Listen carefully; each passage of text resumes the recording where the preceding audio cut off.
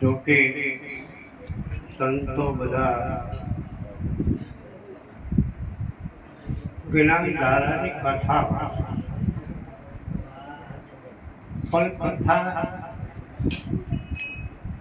એવી સમજાય તો ખરેખર જીવનો કલ્યાણ થઈ જાય તેવી કથા.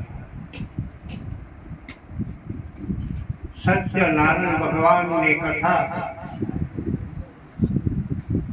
તો સત્યનારાયણ ભગવાનનું મંદિર કોઈએ જોયું? જો જોયું હોય તો કોક તો બતાવો. પણ સત્યનારાયણ ભગવાનનું મંદિર હજી સુધી કોઈએ જોયું. અને આવા મહાન પુરુષો છે, જય હો, એ મહાન પુરુષ સત્યનારાયણ ભગવાનનું મંદિર બતાવે. અરે તો સત્યનારાયણ ભગવાનનું મંદિર કેવું છે? સત્ય બોલવું, સત્ય હારવું, સત્ય વ્રત. અને આ જે બાદ મંદિર તે બધા સત્યનારાયણ ભગવાનના મંદિર.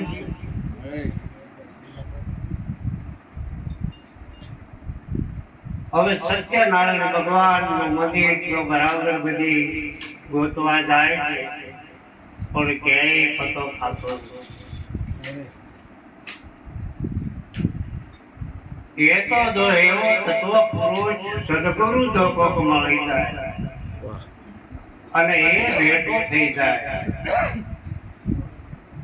એ ભેટો થઈ જાય તો એને પણ અનામી ની ઓળખાણ કરાય.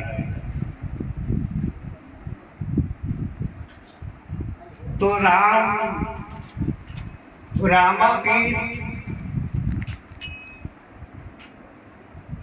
પીરના ખ્યાલ જોવા જાય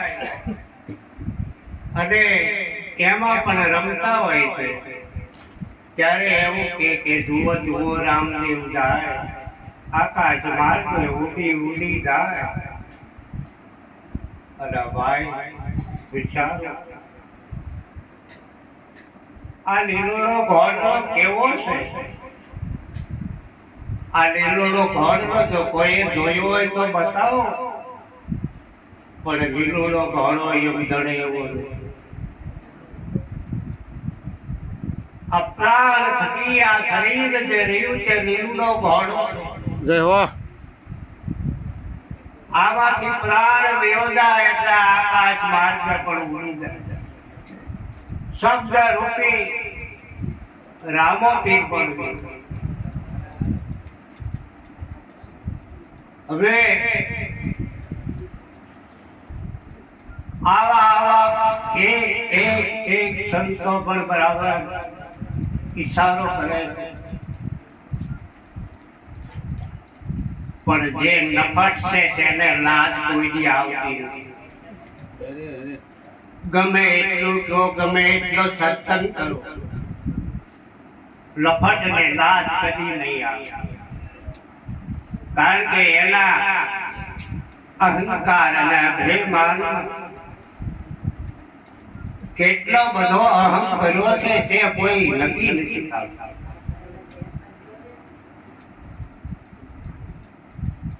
તો શાંતિ માટે, જય હો, શાંતિ ગોતવા માટે તો સદગુરુના શરણે જવું પડે અને એના શરણ જો સ્વીકારે તો શાંતિ પ્રાપ્ત થાય. નહીંતર શાંતિ પ્રાપ્ત થાય તેવું નથી.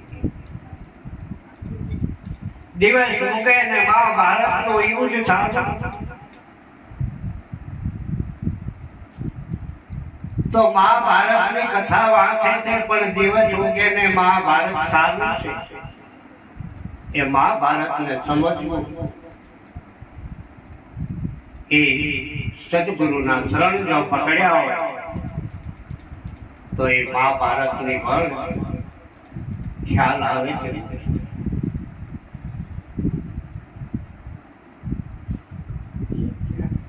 વિશ્રામ ભાઈ આવો.